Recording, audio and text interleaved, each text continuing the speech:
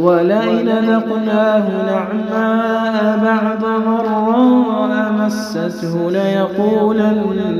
ليقولن ذهب السيئات عني إنه لفرح فخور إلا الذين صبروا وعملوا الصالحات أولئك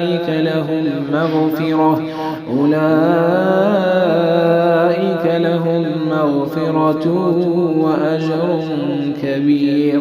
فلعلك تارك بعض ما يوحى إليك وضائق به صدرك أن يقولوا لولا أنزل عليه كنز أو جاء معه ملك إنما أنت نذير والله على كل شيء وكيل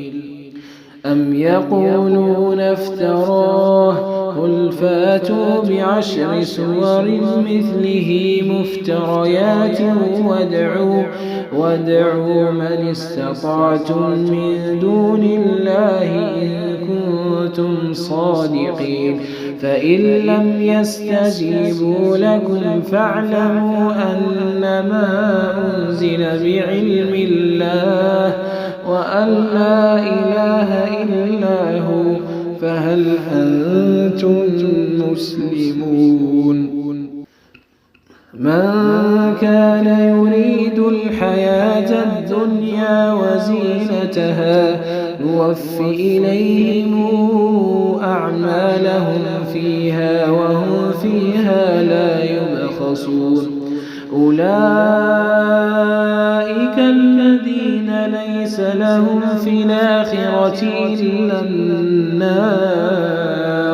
وحبط ما صنعوا فيها وباطل ما كانوا يعملون أفمن كان على بينة من ربه ويتلوه شاهد منه ومن قبله كتاب موسى إماما ورحمة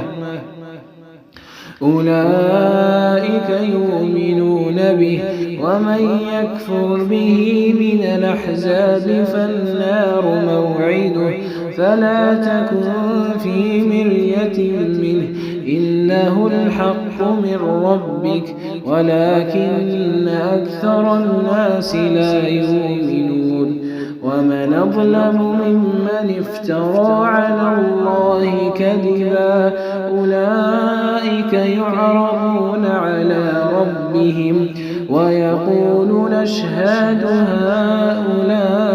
الذين كذبوا على ربهم ألا لعنة الله على الظالمين الذين يصدون عن سبيل الله ويبغونها عوجا وهم بالآخرة هم كافرون أولئك لم يكونوا معجزين في الأرض وما كان لهم من دون الله من أولياء يضاعف لهم العذاب